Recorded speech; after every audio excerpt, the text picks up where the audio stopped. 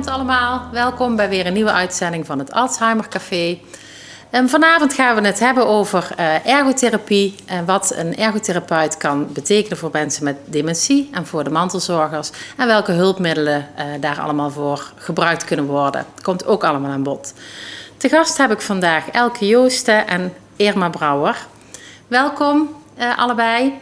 Elke, ik begin met jou. Jij bent ergotherapeut. Ja, klopt. Ik ben ongeveer 15 jaar ergotherapeut. En ik heb eerst heel lang bij Medipoint gewerkt.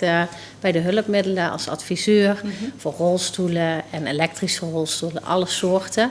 En daarna ben ik me eigenlijk weer gaan verdiepen in het beroep ergotherapeut. Dat heb ik hier in Venray gedaan bij ergotherapiepraktijk Venray. En ja, toen moest ik ook een beetje gaan kiezen van welke kant ga ik op. En toen heb ik gekozen voor de ouderenzorg en dementie.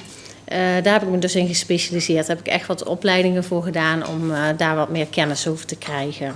Oké. Ja. En wat doet een ergotherapeut? Ja, het zal eerst.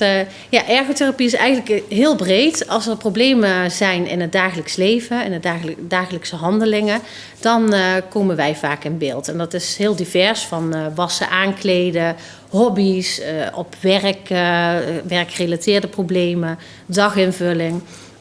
Kan allemaal aan bod komen. En dan komt de ergotherapeut en dan ga je samen kijken of we dat kunnen oplossen. Of dat probleem opgelost kan worden. Dat kan soms met hulpmiddelen. En soms, heel vaak ook, is het om door een andere manier van werken het op te lossen.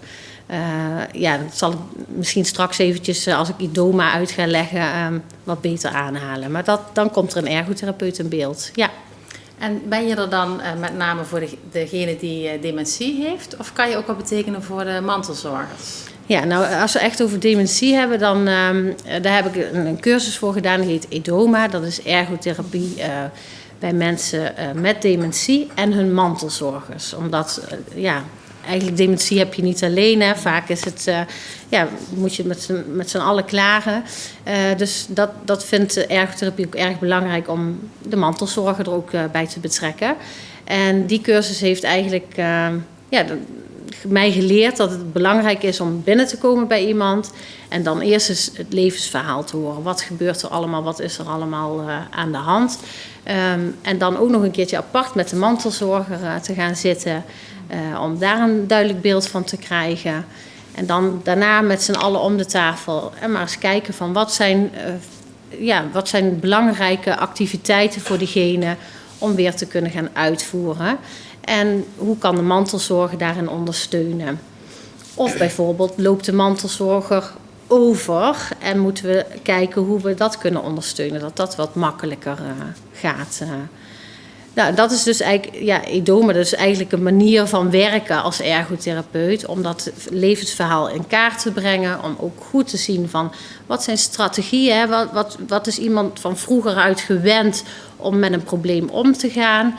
Kunnen we dat nu ook inzetten om juist weer leuke activiteiten te gaan doen. Of activiteiten die het zelfstandig wonen kunnen bevorderen weer aan te leren. Of te behouden, zo lang mogelijk.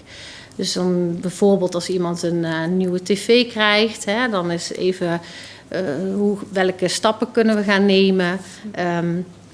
Wat is iemand gewend van vroeger uit om te gebruiken. En dan bijvoorbeeld een stappenplan te maken samen met elkaar. Van hoe ga je dat dan doen? Met foto's of met plaatjes of juist met gesproken woord. Ja. Of de mantelzorger kan dan instappen. En dat ga je dan helemaal in totaal bekijken met z'n allen.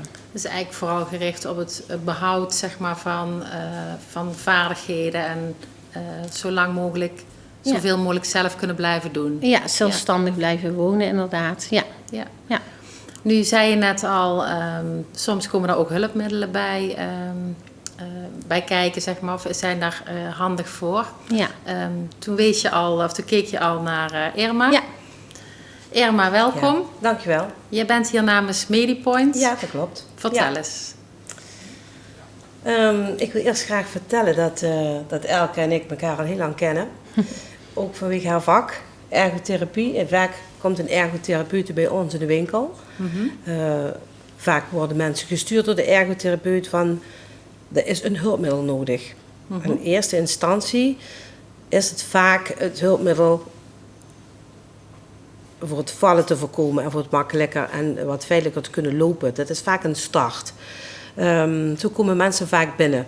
De groep met mensen met dementie die wordt steeds groter. Wij ervaren dan ook, als wij doorpraten met een klant die binnenkomt, die bijvoorbeeld met een mantelzorger, bijvoorbeeld een dochter of een zoon komt, en die rollator nog lang niet nodig heeft, en ik heb ook nog lang geen alarm nodig, en gaan we samen aan de praat, want dat is heel belangrijk. We doen echt een intake met iemand die komt. En laten mensen ook ervaren van wat betekent het hulpmiddel eigenlijk voor jou? Wat kan dat je leven veraangenamen? En voor iedereen is bijvoorbeeld een rollator een drempel. We laten mensen daarbij lopen en ook ervaren en voelen. Goh, ik voel me echt veel veiliger als ik met een rollator loop. Het gaat wat gemakkelijker. Het voelt ook veel lekkerder. Dat is vaak de start die mensen hebben als ze bij ons binnenkomen.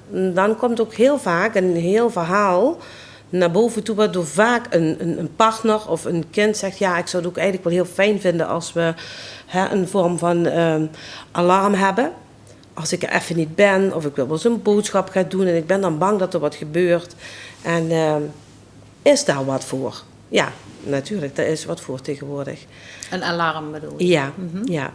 En dat zijn hele mooie dingen geworden. Het is niet meer dat, zoals het vroeger allemaal was. Het zijn leuke trendy horloges of hele mooie zo'n steentjes om te hangen en een leuk kettingje. En dat het gedragen kan worden door degene die het eigenlijk niet wil. Maar die het allemaal doet omdat de kinderen dat dan beter vinden. Maar uiteindelijk voel je je daar zelf ook veiliger door. En dat is bijvoorbeeld een heel erg belangrijk onderdeel voor langer thuis te kunnen blijven wonen. En dat schept vertrouwen naar de kinderen toe, vaak kinderen of partner. Maar ook veiligheid voor degene die zichzelf vaak toch wat onveiliger voelt in zo'n situatie. En maar zo'n alarm is wel een hele stap, kan ik me voorstellen. Ja. Dat is het ook. Als ze daarop drukken, gaat er dan een signaaltje naar de familie? Of hoe werkt dat? Daar kan je uit kiezen wat je wil. Okay. Je kunt ervoor kiezen, we willen alleen een sociale alarmering. Naar mijn partner of de kinderen of de buren, wat je zelf wil. En als je daar dan op drukt, of je drukt hierop, dan worden die mensen die jij ingeprogrammeerd hebt gebeld. En vind je het wel nodig dat er wel een opvang tussen zit, dan word je eerst verbonden met een centrale. Dan heb je dus altijd alarmopvolging. En die centrale die is 24 uur per dag, 7 dagen in de week bereikbaar. Want je kan zomaar als kind niet in de buurt zijn of ergens mee bezig zijn dat je de telefoon niet op kan pakken en noem maar op. Dus er zit best wel een verschil in. En dat is een keuze die je samen maakt, ook daarmee. We praten altijd, dat het toverwoord is praten en doorvragen. Juist dan kan je iemand echt een heel goed advies geven wat hij echt nodig heeft. En zijn er dan, want dat zeiden we net al, zo'n alarm of een hulpmiddel om te lopen. Dat zijn best wel ingrijpende dingen. Dus ik kan me voorstellen dat mensen niet zo snel, zeg maar, daarvoor komen. Of dat niet al op voorhand, zeg maar, doen. Zijn er ook hulpmiddelen te bedenken die minder zwaar aanvoelen, zeg maar. En wat eigenlijk dus een reden is voor mensen om juist eerder eens te komen praten. Ja. Voordat ze dat allemaal al nodig hebben. Ja, ik moet ook eerlijkheidshalve zeggen dat het vaak de mantelzorgers zijn die komen voor een alarm en informatie over een rollator en hoe zit dat. En dan kom ik wel een keer met pap of mam terug. Ja. En dan komt dat daarna, sluiten ze daarbij aan. Dat is eigenlijk vaak de insteek. Er zijn ook andere hulpmiddelen. Telefoons bijvoorbeeld. Met die hele kleine lettertjes en cijfertjes. Ja, dat is zo lastig. En die zijn er echt met grote toetsen. Gebruiksvriendelijk. En ook met foto's erop. Als je het niet meer zo heel goed weet, die nummers allemaal kunt onthouden. Ja. Dan kan je onder het fotootje van degene die je wil bellen. Daar zit het nummer onder geprogrammeerd. Dus je pakt de horen en je drukt op de foto. Dat zijn allemaal heel gebruiksvriendelijke hulpmiddelen. Dat je toch even goed die zelfredzaamheid is heel erg belangrijk. Ja. Ja, En moet ik misschien even op inhaken? ja zeker. Want wij komen heel vaak binnen via een huisarts, wordt er gevraagd van ga eens even kijken, want die mevrouw valt zo vaak. Hè? Misschien kun je wat adviezen geven of wat hulpmiddelen.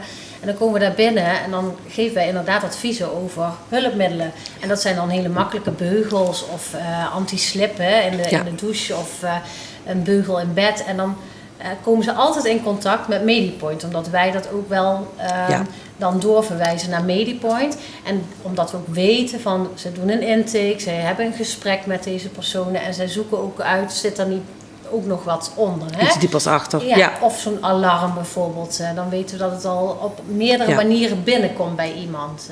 Maar wat jij net ook zei, is bijvoorbeeld op een badkamer. Ja, heel belangrijk, het valgevaar op een badkamer. Daar zijn hele gemakkelijke hulpmiddelen voor. Zo'n stripjes op de grond of in het douche of in het bad. Of een beugel waar je je aan vast kunt houden. Ja, er zijn ontzettend veel hulpmiddelen. Ja, dus mensen moeten eigenlijk al veel eerder bij Medipoint komen. Dat kan ze veel helpen. Ja, als je de val kunt voorkomen, dat is natuurlijk altijd veel beter. Ja, dat is mooi. Want het is denk ik zo, Elke, dat de meeste ongelukken gebeuren eigenlijk altijd rondom huis. Ja.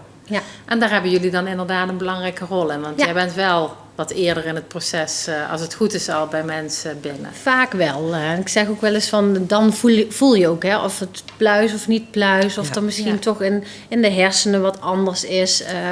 Of het koken nog goed gaat. Je pakt het als ergotherapeut zo breed. Alle gebieden ga je bekijken. Waaronder het huis voor hulpmiddelen. Maar je gaat ook kijken van, wat gebeurt er als er bijvoorbeeld gekookt moet worden. Kan iemand nog de boodschappen allemaal, de planning maken van de boodschappen die gehaald worden? Ja. Je ziet zoveel als je bij iemand thuis komt. Want de ergotherapeut komt vaak in de ouderenzorg wel bij mensen thuis. Omdat je dan ook ziet wat er gebeurt. Als je binnenkomt en de gordijnen zitten nog dicht, dan weet je al van waarom? Hè? Het is overdag, waarom zijn hier de gordijnen dicht? En daar ga je over praten en dan ga je dieper in om te kijken, zit daar meer achter? Ja. En je zei net, soms krijg je een signaaltje van de huisarts van ga eens kijken.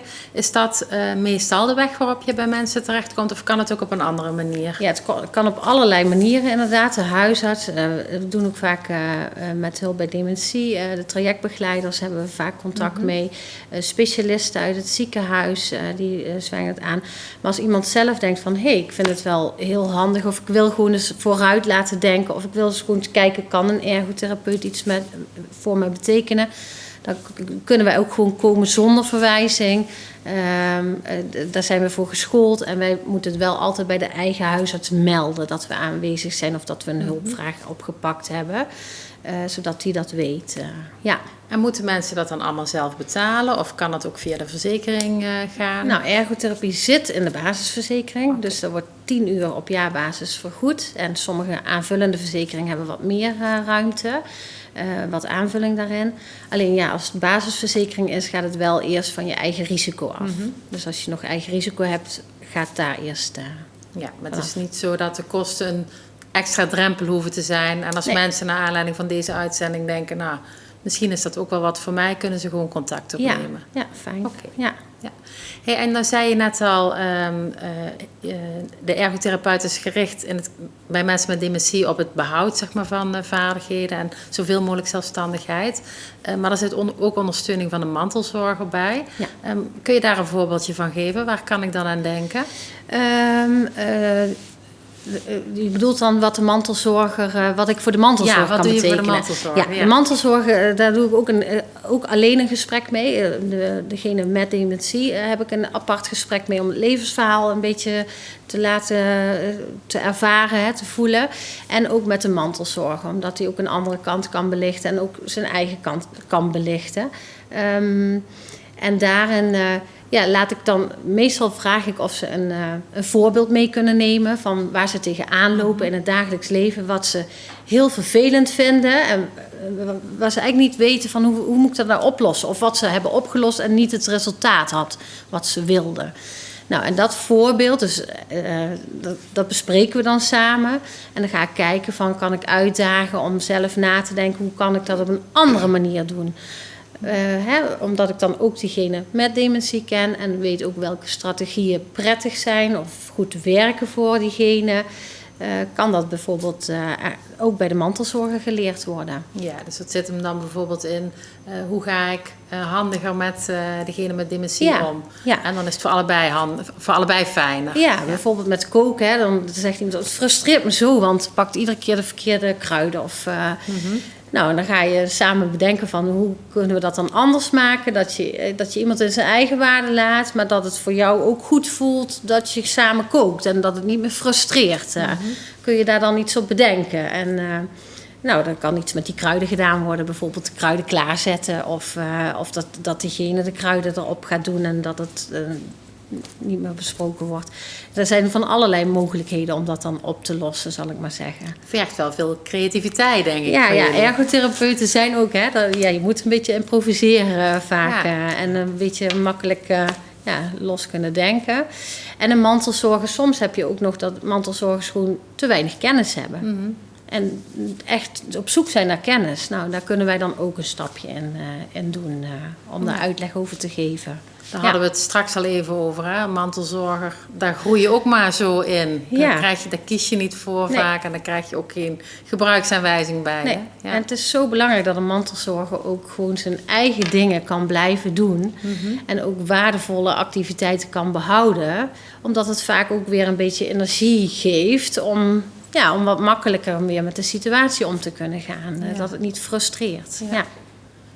En dat kan ik me dan bij jullie ook wel weer voorstellen. Dat jullie in die zin ook wat voor de mantelzorger kunnen doen. Want naarmate er meer hulpmiddelen zijn, ontlast dat ook een stukje de mantelzorger. Ja, het zijn niet alleen de hulpmiddelen die je aan moet schaffen.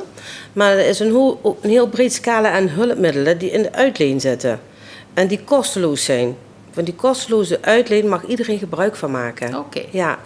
En dan denk je bijvoorbeeld aan... Maar elke keer heb ik het er wel eens over een rolstoel. Als je bijvoorbeeld eventjes niet goed meer loopt, het gaat niet zo gemakkelijk, mag je een rolstoel lenen. Of de weg naar het toilet is lastig en er is nog geen aangepast toilet, mag je bij ons een toiletstoel lenen. Of als de douche nog niet klaar is gemaakt voor iemand die het wel lastiger heeft, dan kan je een douchestoel of een douchekrukje lenen. Dat is allemaal kosteloos. Dus dat hoef je. En dat brengt ook een verlichting met zich mee voor de mantelzorger. Want je hoeft niet meer te denken, dan gaat mijn vader of moeder zo meteen of mijn partner onder de douche. Die gaan vaak mee. En ja, dat kan je zeker beamen eigenlijk. Die houden elkaar vast, natuurlijk met hele goede bedoelingen. Maar dat is vaak het moment dat het misgaat. Want als iemand zijn evenwicht verliest in de douche en de partner staat ernaast, dan valt hij ook meestal. Ja. En dat wil je niet. Nee, zeker niet. Dus ook bij Medipoint kan iedereen eigenlijk zo binnenkomen lopen. Heb je ook niet iets voor nodig? Nee. We zijn heel laagdrempelig. Je kunt sowieso, als je vragen hebt, niet mee blijven lopen. Naar de winkel komen en vragen. We zijn echt zo'n startpunt voor je te verwijzen. Als ik merk als er een vraag is van de mantelzorger, dat ik denk, daar kan de ergotherapeut wat betekenen. Of daar kan de fysiotherapeut wat betekenen. We verwijzen altijd door wat we denken, waar die persoon op dat moment het meest aan heeft. En hier in deze regio Venray hebben we natuurlijk het Alzheimer Café. Dus daar kunnen mensen en mantelzorgers, mensen die dementie hebben en mantelzorgers terecht. En voor gesprekken en dergelijke, voor themaavonden heb ik begrepen. En wat we sinds kort hebben, dat wil ik wel nog even benoemen, wat ik heel belangrijk vind in deze lastige tijd. Dat mensen niet naar buiten kunnen of durven, vereenzamen en binnen blijven zitten. En dan zit je in zo'n neerwaartse spiraal. En het bewegen is heel belangrijk. Toen dachten we, daar moeten we wat mee. Met die rollator komen wij aan huis. Dat project heet Rollator aan Huis. Die service is geheel kosteloos. Oké. Ja, we nemen, daar komt ook weer een intake aan, hoe groot, noem maar op. En als we een beetje een beeld hebben, dan laden we wat rollators en dan komen we aan huis. En mag je thuis in je eigen veilige omgeving rustig proberen of het iets voor je is. Is het niet even goede vrienden? Er zit geen extra service, of geen extra kosten voor de service bij. Is het wel iets, dan is het fijn. In deze tijd vind ik dat heel belangrijk voor te vermelden. Want wij merken ook dat de angst voor naar buiten te gaan echt groot is. En dat het toch zo belangrijk is voor te blijven bewegen. En toch naar buiten gaan te wandelen als het eventjes kan. Ja, het zou zonde zijn als mensen dan niet komen. Ja. En het lenen kan ook gewoon via de telefoon. Hè? Dus dan hoeven ze ook niet naar buiten. Bijvoorbeeld de rolstoel of de douchestoel, wat je net allemaal vertelde. Ja. Dan kunnen ze gewoon bellen naar het nummer. Ze kunnen ook bellen en het wordt ook thuis bezorgd. Ja. Als het bijvoorbeeld een groot artikel is wat nodig is, sowieso wordt het thuis bezorgd. Je hoeft niet met een bed zelf op te komen halen, het wordt bij je thuis bezorgd. Als het nodig zou zijn bijvoorbeeld. Ja. Misschien is het bellen voor mensen ook nog wel wat laagdrempeliger. Hè? Ik weet zelf dat als ik langs Medipoint loop, dan denk ik, de enige keer dat ik daar ben geweest was omdat ik krukken nodig had, omdat ik helemaal niet meer kon lopen. Ja. Dus dan ben je eigenlijk wel heel erg ziek of heel erg beperkt. Dus ik kan me voorstellen dat dat een drempel is soms voor mensen. Dus anders kunnen ze altijd even bellen. En dan kunnen jullie misschien aan de telefoon al wel een stukje van die drempel wegnemen en uitleggen wat er allemaal kan. Ja, er zitten wel twee dingetjes aan wat ik vind. Ik hoop dat die drempel naar die Medipoint winkel weggaat. Ja. Het is niet alleen als je ziek bent dat je welkom bent. Ja, we zijn we bieden zoveel meer. Ja. En natuurlijk mag je altijd bellen. Dat kan altijd. Maar dan kom je altijd bij een centrale nummer terecht van ons en die helpen je ook prima. Maar je krijgt niet die winkel in Venray of in Blerik of Roermond waar je woont rechtstreeks aan de telefoon. Maar je kunt er wel met je vragen zeker terecht. Ja. En anders toch gewoon lekker naar binnen. Ja, je bent welkom. En als het wat langer duurt, dan krijg je een kopje koffie. Het is allemaal laagdrempelig. Ja, goed. Dat is ook leuk dat je zulke dingen kan zien. Want je hebt niet voor niks meegenomen. Ik heb het meegenomen. Ja, wat heb je meegebracht? Wat ik mee heb gebracht is onze radio. En het heeft gewoon een hele leuke uitstraling. Ja, een zeker. Leuk ding. En je kunt er je zendertje opzoeken. Bijvoorbeeld, je wil de omroep van hier, van Venray of de Limburg-zender. Dat zet je erop. En dan kan je bij degene die dementie heeft, kan iemand anders de mantelzorger zet de goede zender erop. Dan hoeft hij maar met 1 druk op de knop de radio aan te zetten of uit te zetten. Oké. Dus daar is echt heel goed over nagedacht. Dan krijg je toch je favoriete zender waar je graag naar die muziek of naar die zender luistert. Ja. Dus dat is en hij doet hij heeft een leuke uitstraling. Het ziet er hartstikke mooi uit ook nog. Ja, dat is hij ook. Ja, dus er zijn ook gewoon heel veel leuke hulpmiddelen, zou ik maar zeggen, die het gewoon wat leuker maken in het leven. Ja, wat nog is, wil ik wel even graag op, nu ook met deze moeilijke tijd ook, je verzint er van alles om voor toch dat contact te blijven houden, die vereenzaming tegen te gaan. Is er zo'n tabletje, de Days Clock heet dat. En dan kan je op afstand, als je dat bij iemand op tafel zet, kan je erop zetten, goh, ik ben de mantelzorger. En ik zet erop, ik kom morgen vroeg om 10 uur een kopje koffie drinken. Dat verschijnt daarop. Mm-hmm. Je kunt er ook op beeld bellen. Okay. Als we geen contact meer mogen, dat je er niet naartoe mag, naar je dierbare, dan kan dat wel. En dat is een heel fijn toegevoegd iets. Als iemand eenzaam en alleen is, of de mantelzorger van de partner van iemand met dementie wil ook heel graag eens praten met iemand anders, dat kan, dat is echt heel fijn. Goed om te weten. Ja. Ik denk dat we alweer een heel eind door de tijd heen zijn. Is dat zo? Ja. We kunnen nog zoveel vertellen eigenlijk. Elke. Ja. Het is ook heel fijn om te horen hoeveel er mogelijk is eigenlijk. En wat me goed doet is om te horen van jullie hoe laagdrempelig jullie zijn. Mm-hmm. Dus daarmee wil ik dan ook meteen iedereen voor wie dat geldt uitnodigen om contact op te nemen met deze dames of met hun collega's. Omdat er gewoon heel veel kan. En wacht dan vooral niet te lang, want je kunt het ook nog leuk houden, hè, wat je net zei. Zeker. Dat is het allerbelangrijkste, denk ik. Hè? Ja. Heel erg hartelijk bedankt. Heel graag gedaan. Voor jullie duidelijke uitleg.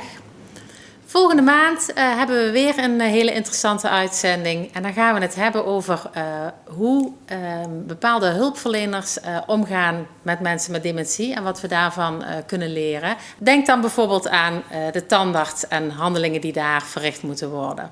We hebben dan weer nieuwe gasten. Tot die tijd, blijven allemaal gezond en dan hopen we jullie snel weer te zien. Bedankt voor het kijken, tot de volgende keer.